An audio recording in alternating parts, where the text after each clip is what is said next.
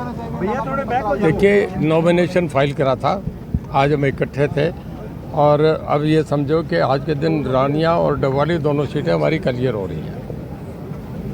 तो क्या रिस्पॉन्स मिल रहा है आपको?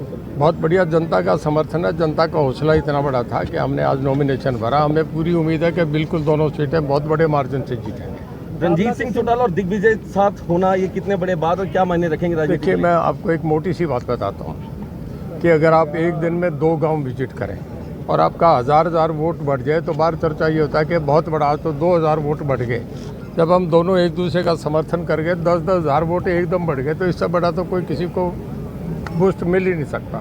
एकदम दोनों हलकों में हालात, इसका दूसरे हलकों पे बड़ा असर पड़ा है। लोग चाह रहे थे जो देवीलाल फैमिली इकट्ठी हो, हम इकट्ठे हुए, तो इसका मैसेज बहुत है, लोग बड़े खुश हैं। क्या मुकाबला किससे मानते हैं?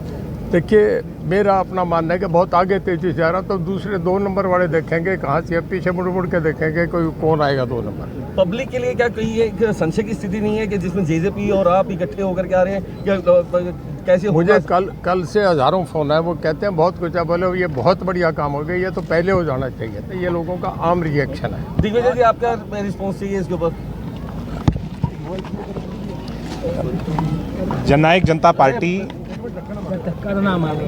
के राष्ट्रीय अध्यक्ष डॉक्टर अजय सिंह चौटाला जी और हरियाणा के बहुत ही कद्दावर नेता रणजीत सिंह जी की पिछले दिनों जो मीटिंग हुई और उसमें ये फैसला हुआ कि परिवार को एकजुट होकर के चुनाव लड़ना चाहिए।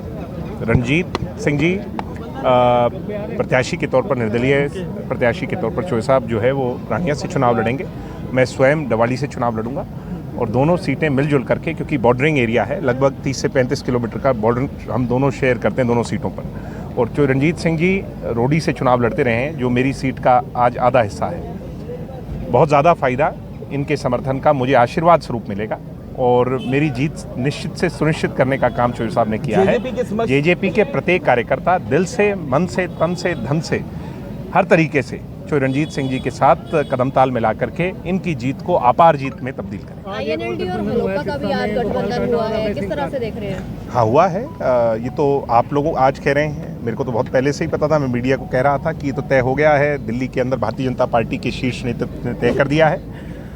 इनेलो, हलोपा, बसपा, ये गठबंधन इन लोगों का गठबंधन नहीं है, बल्कि भारतीय जनता पार्टी का तय हुआ गठबंधन है हरियाणा की जनता को गुमराह करने के लिए। इनेलो का जो फ्यूचर की स्थिति देखेंगे कि क्या सरकार में सहभागिता बढ़ेगी अगर ऐसा कुछ? मेरे कहने से कुछ नहीं होता, जनता ने अपना मन बनाया हुआ है और जनता आने वाली 8 तारीख को ये बता देगी कि जो बेमेल सोच भारतीय जनता पार्टी के खिलाफ 5 साल लड़ाई लड़ते रहे, किसान आंदोलन की बात करते रहे और बात करते रहे, और आज कैसे उनके इशारों पर, और ये लोग भी तो सभी जो हलोपा की आप बात कर रहे हैं, हलोपा भी तो बीजेपी का ही हिस्सा थी, तो आज उनके साथ कैसे मिल गए, तो ये दर्शा रहा है। और कैसे बीजेपी ने एक बहुत कमज़ोर कैंडिडेट्स को उतारा है दोनों तीनों सीटों पर, ये दर्शा रहा है। इतिहास दोहराएगी, उसको आगे बढ़ाएगी।